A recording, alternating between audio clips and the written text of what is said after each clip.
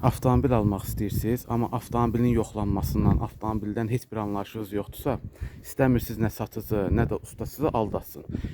Dediyim 1-2 məqama onda fikir verin. Birincisi, təbii ki, satıcının razılığı ilə bu qapıların rezinləri var. Bunlar rahatlıqla açılır. Yəni bu rezinin açılmağı maşına heç bir ziyanı yoxdur. Sonra bu qaynaq izlərinə baxın. Və əlinizlə fikir verin, bu qaynaq izləri elə bil dəmir batığıdır. Bu hissədə, eyni ilə bu hissədə də olmalıdır. İndi bacardıqca göstərmək istəyəcəm. Çalışacağım ki, göstərim.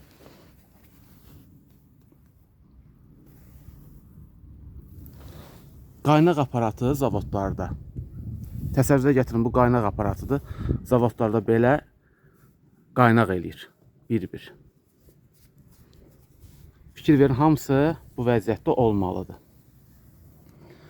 Zədə görmüş hissəni mən sizə göstərəcəm. Növbəti tərəfi açıram.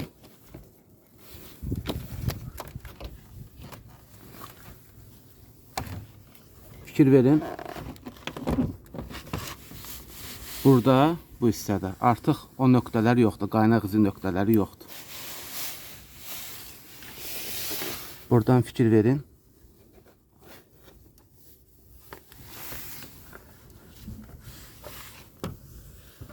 Bu hissədə iş gedib deməli.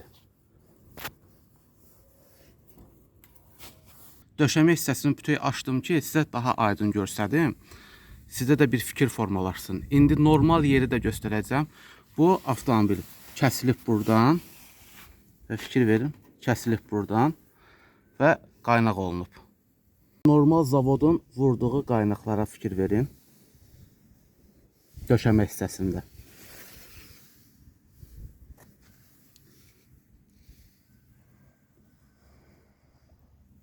Özünüz müqayisə eləyərsiniz.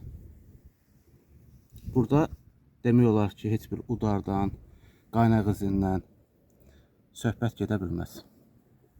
Avtomobili yoxlamamışdan qabaq düz bir yerdə maşını saxlayın, rul düz olsun, sükan düz olsun. Sonra əlinizlə, baxın, maşının krılosuna fikir verin, barmağınızla.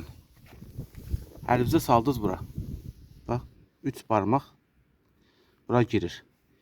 Bundan eyni paralel. Buferlə ölçməyin, burayla ölçün. Əlinizi saldınız bura, 3 barmaq. Görürsünüz, bu rezinin eyni hissəsində. İndi o bir tərəfə keçək.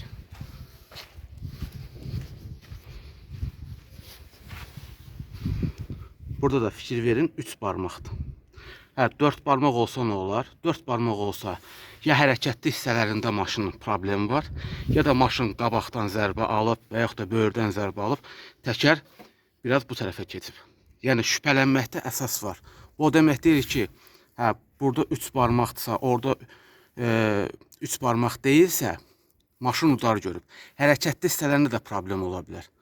İndi sizin tam anlayışınız olmadığına görə bunları daha sonra isə ustaya göstərəcəksiniz. Ustaya da fikir verin. Əgər siz gördünüzsə burada 3 barmaq, buradadır, orada 4 barmaq və yaxud da orada 4 barmaq, burada 3 barmaqdırsa da, usta nə hərəkətli hissələrində problemi demədisə, nə də ki udar demədisə də, deməli o usta heç nə bilmir. Barmaq sayı sağda və solda eyni olmalıdır və elə avtomobilin arxa tərəfində də. Əlinizi qoydunuz. Burada 4 barmaqdır. Düzdürmü? 4 barmaqdır.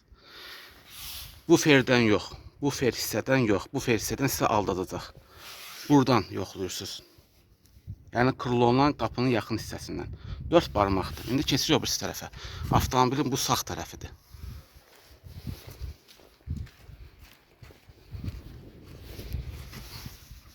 Eyni ilə keçirik bu tərəfə. Burada da eyni. Yəni fikir versiniz, bu hissə ilə eyni götürdüm. Orada da eyni hissəni. Mən bu cür yoxlayıb o birisi tərəfdə bu cür yoxlamadım. Avtomobilin üzbəyüz dayanın. Avtomobil düz vəziyyətdə olsun. Üzbəyüz dayanın.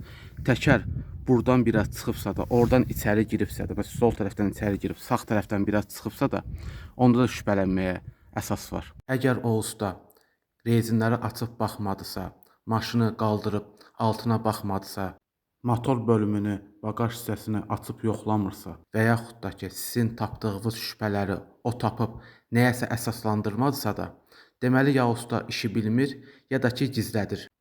Fikir verirsinizsə də detallarda həmişə hamarlıq var. İndi buna fikir verin. Elə bil çəkic izləri var. Elə bil əzmisən. Tapdığınız şübhələri qəti şəkildə birinci ustaya bildirməyin.